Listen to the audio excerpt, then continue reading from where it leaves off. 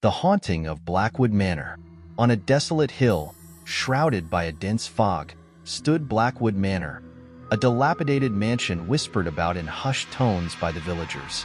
The house had been abandoned for decades, but its eerie presence loomed over the town like a shadow. They said it was cursed, a place where the dead refused to rest. One stormy evening, Alex, a curious young historian, arrived in the village. Intrigued by the legends surrounding Blackwood Manor, he decided to investigate. The villagers warned him against it, recounting stories of those who entered and never returned. But Alex was determined to uncover the truth.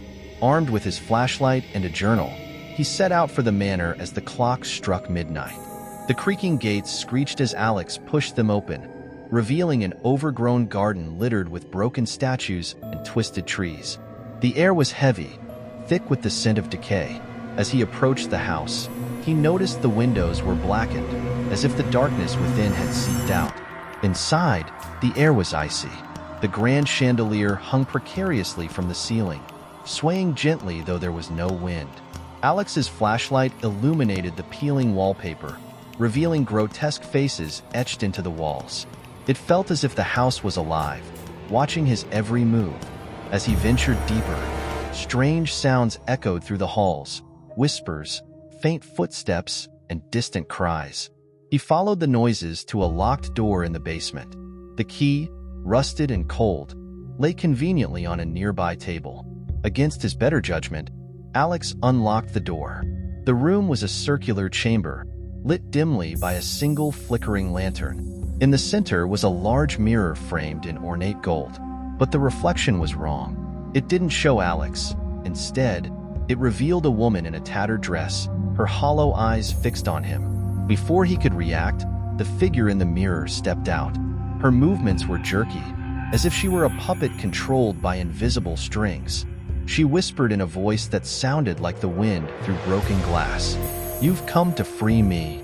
Alex stumbled back, his heart pounding. The woman stretched out a bony hand, her fingers impossibly long. Suddenly, the walls began to bleed a dark, viscous liquid, and the floor beneath him started to crack. He turned to run, but the house seemed to warp around him, the corridors stretching and twisting. Doors slammed shut, and the whispers grew louder, now a cacophony of tortured voices. "You can't leave," they chanted. "You're one of us now." Desperate, Alex remembered the journal he carried, filled with ancient spells and symbols he'd collected during his research. He frantically flipped through the pages, finding a banishment ritual.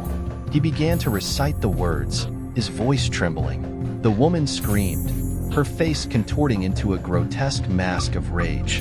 The walls shook, and the house groaned as if in pain. But as Alex completed the chant, the woman dissolved into ash, and the mirror shattered into countless pieces. The house fell silent. Alex staggered out, the first rays of dawn breaking through the fog. He looked back at Blackwood Manor, now reduced to rubble. But as he turned to leave, he felt a cold hand on his shoulder. "You freed her," whispered a voice. "But now you're bound to us." Alex's scream echoed through the empty hill, and Blackwood Manor was silent once more. The villagers never saw Alex again, but on stormy nights, they swore they could hear his cries, carried on the wind.